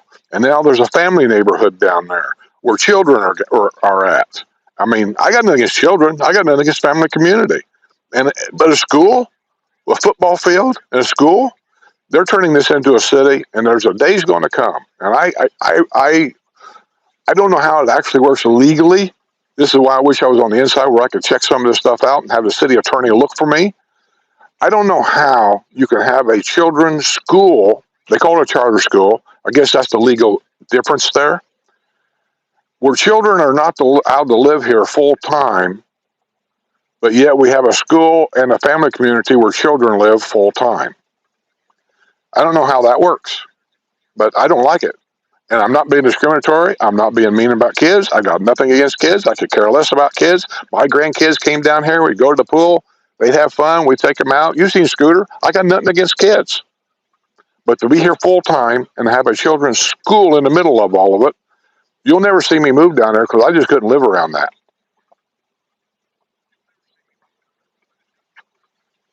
John Keller says, I killed some beers. Yeah, me too. Matter of fact, I told Sue to bring me another case yesterday because I only had like 2 beers left. And I don't drink that much. But I will say in the last 2 or 3 days, I've been drinking about 1 beer a night before I go to bed. Some reason, a little bit of wine or a little bit of beer at night before I go to bed, I sleep like a baby. Otherwise, I might go to bed in 2 hours, I got to get up. And then I go back to bed, and then 2 hours later, I got to get up. I mean, just elderly shit. You know what I mean? Restless leg syndrome, heartburn. God, I got to pee.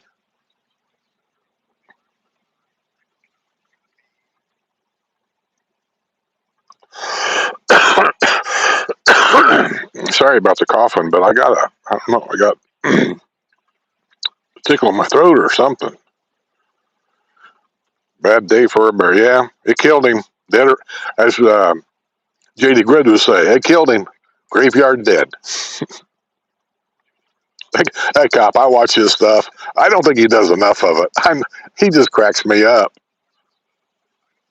I did get an email from him once. He sent me an email and he reached out. And I appreciate it. I really do. He knows my story about years ago wanting to be a cop, but I couldn't for one reason or another, and this and that. He knows how I support the police stations and the cops, all first responders, really. And he sent me a small email saying he appreciated me being a supporter and blah, blah, blah. He said, if you're ever down around Polk County, he said, reach out to me. I'd love to get together with you and chat for a while. I will if I ever get down there, but, the odds are that ain't never going to happen. But he's just a down-to-earth guy. But he tells you how it is. I love it when that one reporter asked him, he says, so when you guys shot that, whatever the guy was, whoever he was, whatever he was in, whatever he did, I don't even know. I don't remember. But they shot this guy something like 60 times to kill him. 60 times. And they questioned Grady Judd about that. Said, did you really find it necessary to shoot this guy 60 times? And Grady Judd said, yes, we did. He said, we'd have shot him more. He said, but the reason why we didn't, we run out of bullets. That just cracks me up.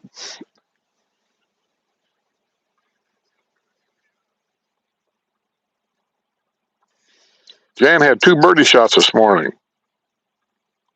I've had a lot of those birdie shots, but I missed 99% of them.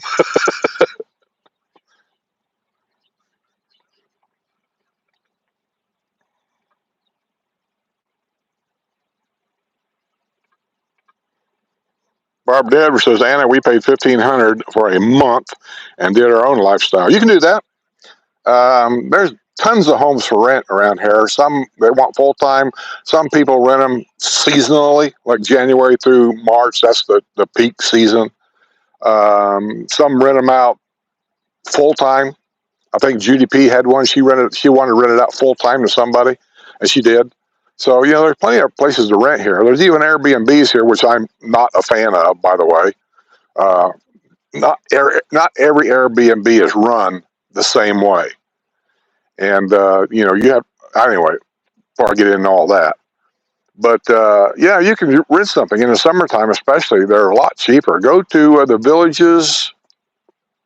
Villagers Homes for Rent, 4 being a number.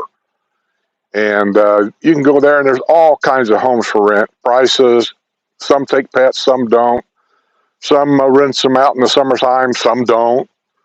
We rented when I had a patio villa, we rented it out in January, February, March, and April. That's it. And then in May, that's when they have the 500-mile race in Indianapolis. I wanted to get skedaddle out of town. I didn't want to be around there. So in May, Sue was already down here. She flew down here.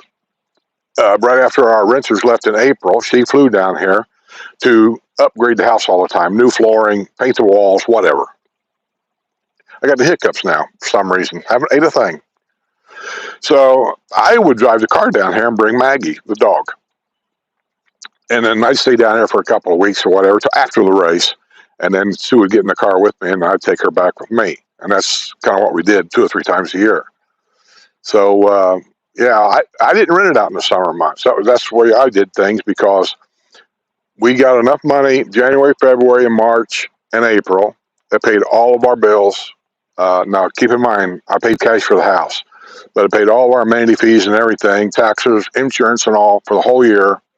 And then I left the rest of the year open. That way Sue could come down and go whenever she wanted to, and there was never anybody here.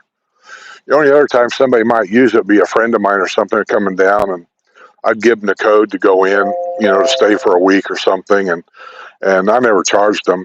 And then tell them, clean it out real good when you leave. When you go in, see how clean it is? That's what I want it to look like when I show up down there after you leave. And, I never had a problem. I swear to God, I never did. I guess we got lucky compared to the way it is now here in the villages.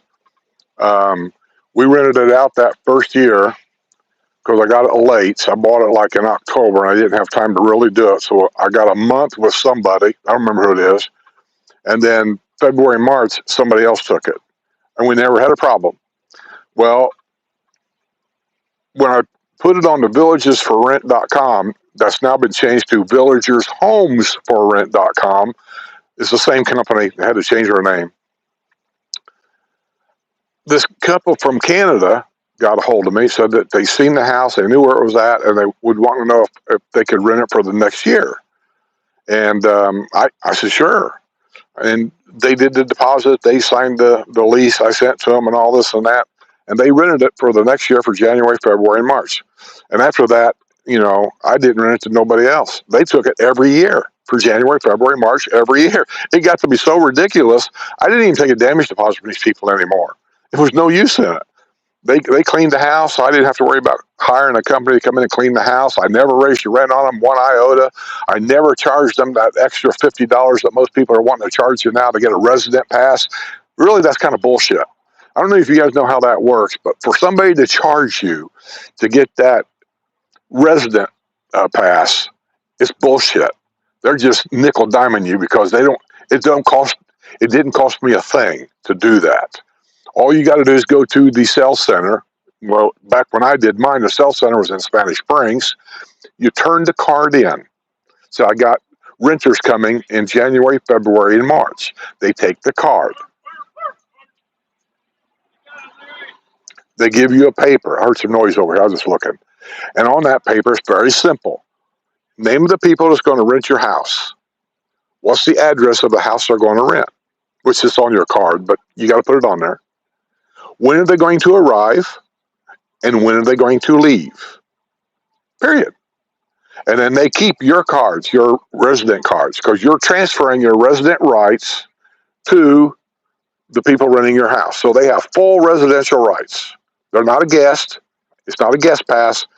They get full residential rights, the same rights that I would have. Now, by doing that, though, now, me as a homeowner, I have no rights. I just transferred it to them. But I didn't care because I wasn't here anyway.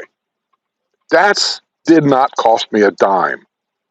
So for them people to charge you $50 and $60, and I seen one where they were going to charge you $100 to give you residential rights.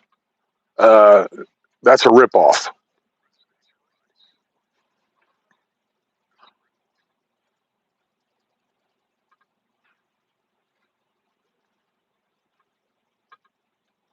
Barbara Evans says, Anna liked the idea of a new area because everybody is new. That's true. It was like that here. We didn't know anybody, and they didn't know anybody. And we had to set everything up. Tanya and her husband down the road had a meeting with the neighbors that did live here at that time to set up our meetings. I don't know how all this works, but you have to get approved by the villages. We have to have a president and a vice president and a secretary, the treasurer, and all that. So you have to have meetings, and they got to be recorded. I don't know how serious any of this is, but I just know you have to do that. And then we had a meeting room over in our neighborhood rec center, not a regional rec center, a neighborhood rec center, every month, same day, same 2 hours. And because we had what we called a neighborhood social. And so every month we'd go over there, and people would bring food, set it up on the table, and we'd have, I don't know, they do whatever they want to do.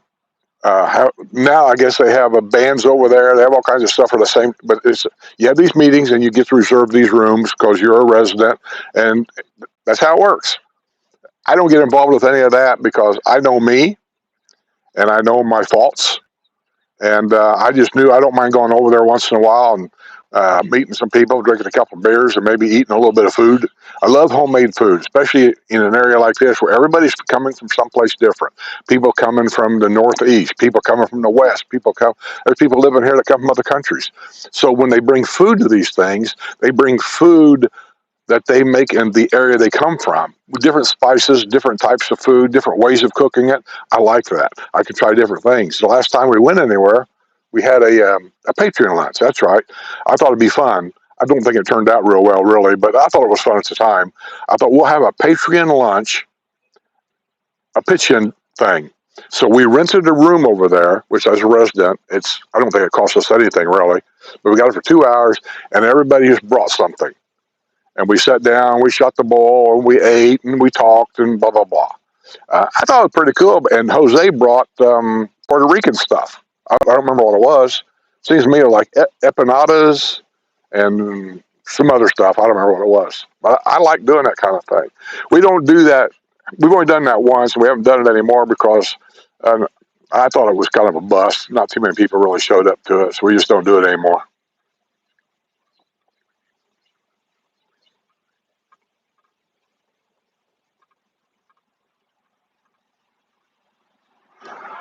I'm trying to catch up with the chat. I think I talked too much. Is Marcia here? I see Rosa says Marcia. Is Marcia here? I guess she is. Hi, Marcia.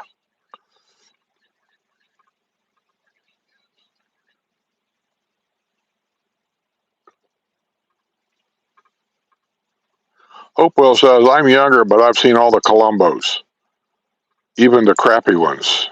Columbos.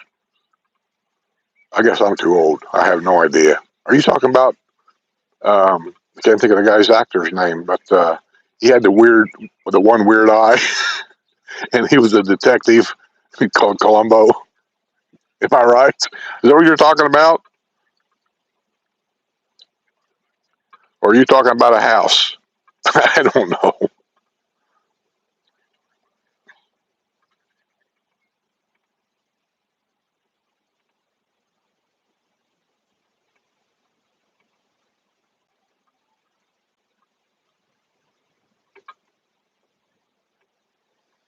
Yeah, that's what I'm talking about, Laura. I mean, whoever I was responding to, they were asking about the biggest changes that I've seen, and it's right there. It's the worship of money, and as a business though, that's what businesses are supposed to do. They're supposed to figure out a way how to eke out more profit, but at whose expense? Um, the bond thing. That's a new thing that they brought up years ago to get the roads and stuff put in. Before that, there was no bonds, and the roads and things were put in. And yeah, we have these bonds. Something tells me that they come up with this plan so they could save money and keep it in their pockets or something. And the bond thing's 20, 30, 40, and now you're saying, what did he say? So the village chief said on his YouTube channel he bought a new house, and the bond on his house was $48,000, and he paid $401,000 for the house. Now maybe it's just me. I think that's crazy. I just think it's crazy nuts. But I know a lot goes into that, the land price. And people or the farmers around here, they know the villages, they know what's going on. And so that's when the villages is looking at property to buy. Prices keep going up. Getting things put in, it keeps going up. Things have to be built. Just like in Wildwood, they had to build or they're adding on to their water treatment plant, mainly because of what's being built down there south of 44 to treat the water down there. So that's got to be built. Well, more police has got to be brought in. They patrol everything down there south of 44, most of it. So yeah, all this has got to come with money. Property taxes got to go up. All this has got to go up. But that's my point is to what expense? You know, even when it was smaller and you only needed 2 cops to patrol everything, one car, and they would switch the car. You know what I'm saying? I just don't know if you need this many people. And if you do need this many people and you want this town to grow and keep it growing the way it is, then here's what I'm going to say. There should be sections of this town that should not be considered to be a retirement community because it just ain't. There's people there that are retired, uh, but it's just not a retirement community. It just ain't. Where do you draw that line? I don't know. Um, I'm not into politics or whatever, or I would bring all these things up. I would force meetings on it. I would probably just piss a lot of people off because I just think it's false advertisement. Come to villages, a place to retire, an active retirement adult community, or do they say retirement anymore, or they just call it an active adult community? I've just seen those kind of changes. Florida's friendliest hometown. Oh, by the way, we had 6 sexual offenders moved down the road down here in Florida's friendliest hometown. Don't you see the hypocrisy in all this? Because I do.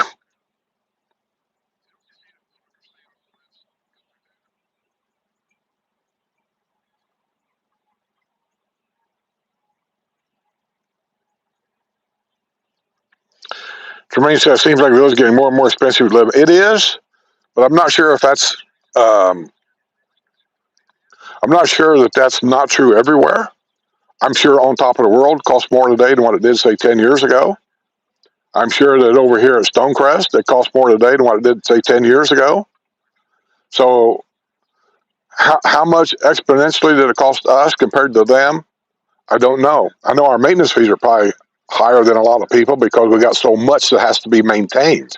Golf courses, cart trails, flowers and roundabouts, all these things, where a lot of these communities don't have all that. Uh, that's neither good or bad. I'm just simply saying our maintenance fees are, what are they now? Upwards of like $350 a year or something like that? Or is that a fire assessment fee? There's so many fees. I can't keep track of all of them. All I know is we must be doing okay. I mean, we're still here, and I ain't broke. But yeah, we got a lot of fees. But then again, you would think the larger the population is, that maybe the cheaper the fees would be compared to a smaller population because we have more people to bring in more money to do these things than a smaller population does. So you got me. I don't know. Make me mayor. Vote for me, and I'll find out for you.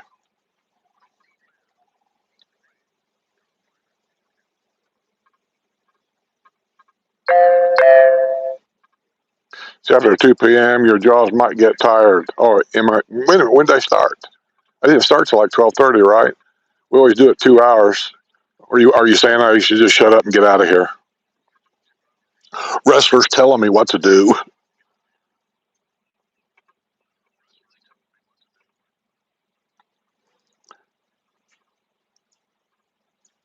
Let's look real quick here to see. Missy Mo says, love the winter weather here, but out of my price range for housing. Oh, I mean in the villages. That's true. There was an article here not too long ago that was talking about house prices in Florida, and then they compared sections of Florida of the average house price. Let's say in the Miami area, house prices in say Sarasota area, house prices in Orlando, and then the villages was actually on there. Villages, they called it the villages Ocala area, and then the average house prices say in Tallahassee. And I found it kind of strange that the house prices, as far as the listen, everywhere you go, there's $1 million houses, and then there's houses that are cheap. Villages ain't no different. And you have to get a medium there, so they go media house prices. And I found that almost every town you went to in the state of Florida, no matter where it was, the median house prices was usually between 4 and 450,000. So that's the same here. So I don't know that we're any more expensive here than they are in Tallahassee.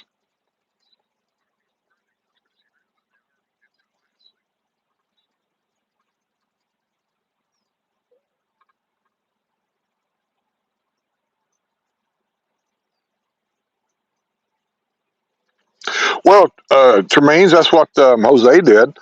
I think he's already told you guys that. He bought a modular, not a house trailer. There's a huge difference there. He bought a modular home, and I don't have a problem with modular homes. They're pretty sound. They're pretty structurally built, pretty good. Um, I think he told me his house was built in 1984, well, put in place in 1984. And I've been to the house, and he's upgrading it now. That's exactly what he's doing. He bought the house out of, I don't know what he get for it. Don't ask me. I don't know.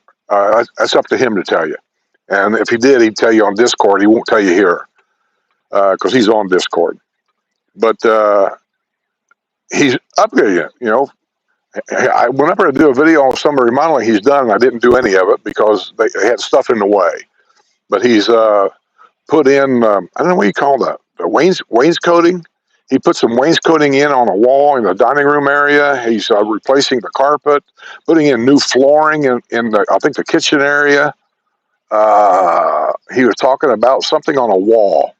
There was something on a wall, so he cut out part of a wall, and he's going to do something there too. And I'm not sure what he's putting there because I really don't understand everything he says sometimes.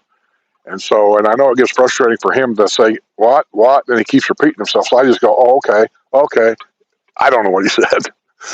So, but he's doing a lot of work up there, and he's doing most of it himself.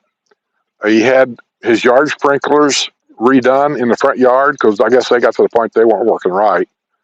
And but yeah, that's what he's doing. He bought it and he's fixing it up. And when he gets done, there's a lot of advantages to them places up there. Deed restrictions is one. They don't have near the restrictions we have. And the lots, I've heard both of them cons. I keep saying the lots look bigger to me. But I got a comment on that video. If you guys read the comments down there on that video, old versus new, that's from up there. He said the lots aren't bigger, but the houses are smaller. I don't know. All I know is I see the new homes that they're building there, where they drug out an older home and they're building a new home there.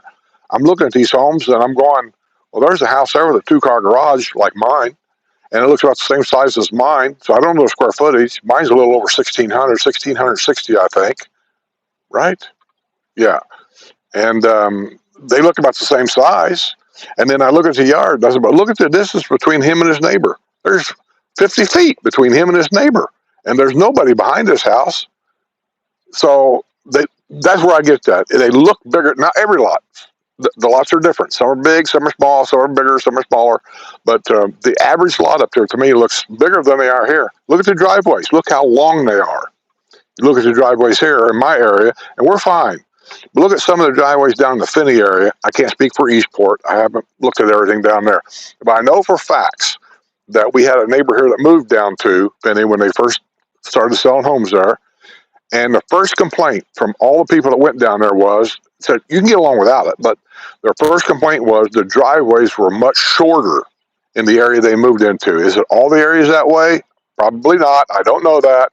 But the area that they moved into, which is pretty close to the downtown Finney area, which is that bar down there. The restaurant down there. I can't think of the name of it right now. But anyway, they're close to that.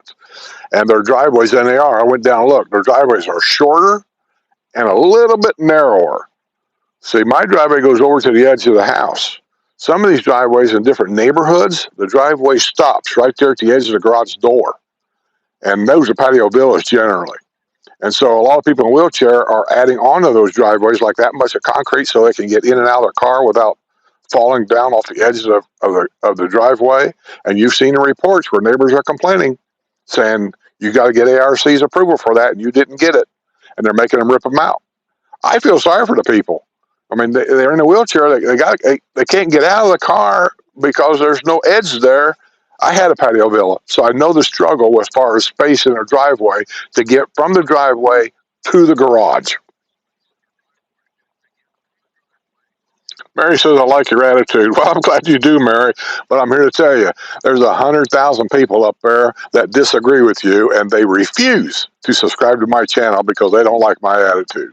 I had a guy even tell me, face to face one time, I used to be subscribed to you. I don't know why you even brought it up because I didn't ask. He said, I used to be subscribed to your channel. He said, I just want to let you know that I don't subscribe anymore because you keep talking about all the bad stuff. Now, I don't do that. I got 3,000 videos. This is one of them guys that sees this much of it, and he comes to a conclusion. I did home tours. There's nothing I've said bad in those. I did all kinds of golf cart rides. I did all kinds of stuff. And he said, because you do all the gloom and doom. And he said, it kind of ruined my, how do you put it? It kind of ruins my dream of moving here. He said, I don't want to hear that. He said, I want to hear about all the good stuff. I said, well, there's plenty of other YouTube channels around here that you can hear all that. He said, yeah, but he said, you were the first, and I like listening to you a lot. He said, but I just don't want to hear any of the doom and gloom. I said, well, I can just tell you that that's never going to change. I've got a reputation of being honest with my people, and I'm not going to start lying now because you don't like it. You're one person. I'm not changing my channel, and I'm not trying to be insulting or not, but you're just one person. You don't have to subscribe. I'm going after those 1,000 over here that haven't subscribed yet. And I said, and that's what I'm doing. I try different things to see what clicks. Right now, the biggest click that I've got so far is the news on Friday. Everybody seems to enjoy that. I get more views on that than about anything that I do. The best video ever was the one that was titled The Village's Invasion. And I think the title had more to do with that than the video itself. So I'm always fishing around because I don't get some of this stuff. I just don't. I don't understand why it's the way it is. I don't do interviews hardly at all anymore. I quit doing that. And I've been asked about it. Unwind, rejuvenate, relax and comfort, investigate. I'm reading on the side of this truck coming here.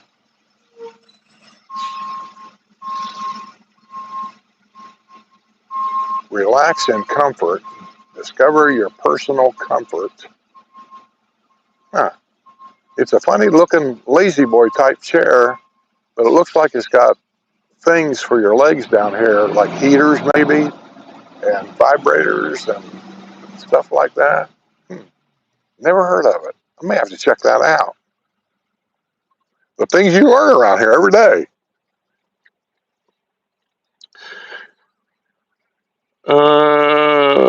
Mary said, you're honest, not doom and gloom. Well, I think I'm honest.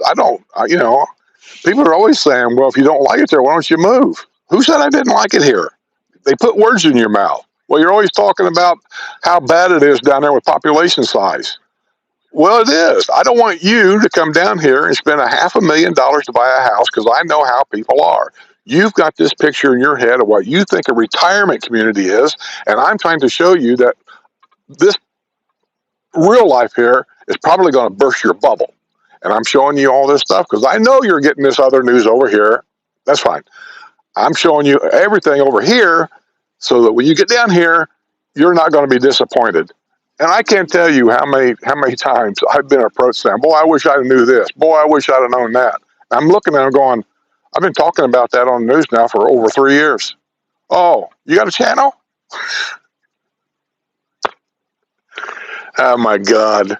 It's funny how they can find that channel, they can find that channel, they can find that channel. But have you got a channel? And I was the first one here. It's amazing to me. This is where I get the idea that I keep thinking that maybe YouTube is ghosting me. This is why I got a channel manager, because he knows more about this than I do. And he knows how to, I don't know, how to change wording on things to make sure I don't get ghosted. I can tell you that's why, another reason why I like Patreon, I never get ghosted there. I'm in almost total control of everything there. And when I put up a video, all of my Patreon members get copy to that video.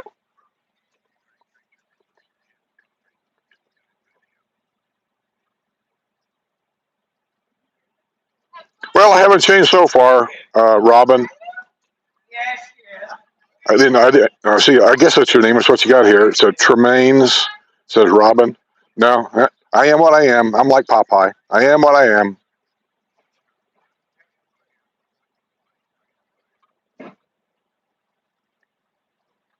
The Guru says, I don't like your attitude, but I still subscribe.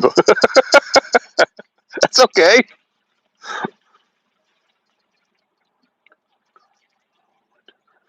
Anna Marie says my driveway is short. Where'd you say you were at, Anna Marie? Down around Eastport area. Anna Marie said my driveway is short, 1 car length only, and 2 cars wide. Yeah, I seen that a lot down around the Finney area when they first started doing that. That was one of the first things I noticed to save money. They probably figured out a way by making this driveway 3 feet short this way and on across the street, 3 feet shorter that way. And if you do several streets that way, you end up with a whole nother street that you can build houses on. That'd be my guess. That planning is how that worked out. Here's a problem I see with a lot of the way the building is, and they keep cramming houses closer and closer together, is fire hazard. When a house gets on fire, the police better respond, and I mean super quick, because you seen what happened in L.A.? The houses got on fire, and they got some next door neighbor fire, and they burn them all down. Half of these houses here, they mix the neighborhood up. Stucco home, and then there'll be like my house here, a vinyl sided home, stick built home, so that the fire don't spread. If my house gets on fire, the home next over here is a stick built. This out over here is a stucco built. So these two homes, my house might get his house on fire, but I'm just guessing that with a stucco built over here, that would slow it down quite a bit. But the roofs could get on fire, and that's is a concern that I think. I haven't really seen that really happen yet. I've been a few fires here and there, but when the houses start getting too close together, I could just see a real massive disaster happening someday. Ooh, FedEx is stopping over here. Oh, it's not me. Damn, thought I was going to get another gift. Oh, yeah, I got an email earlier this morning. What's your P.O. box? In the description box below every video is my P.O. box. I'm not giving you the house address because you never know what nutbag. Like I said, the streets are open to the public here. I don't mind giving it to people I know or people that are members. I do it on Discord all the time. I'll give them a number. I'll give them a phone number. I don't care. But when it comes to the public here, this thing's public, I don't give out all that kind of stuff. But it's a P.O. Box 337, Wildwood, Florida, 34785. Yeah, P.O. Box 337, Wildwood, Florida, P.O. Box 337, Wildwood, Florida, 34785. That's the mailing address. So if you're going to mail me $1 million or a gold bar or something, that's where it's got to go.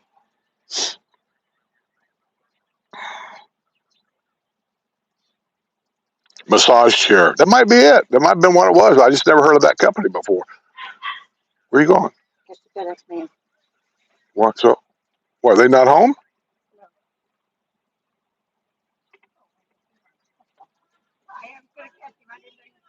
She's home. I saw her pull in the driveway.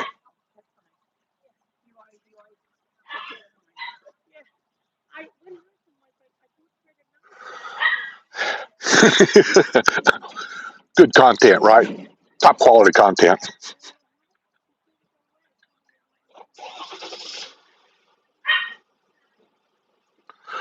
Okay.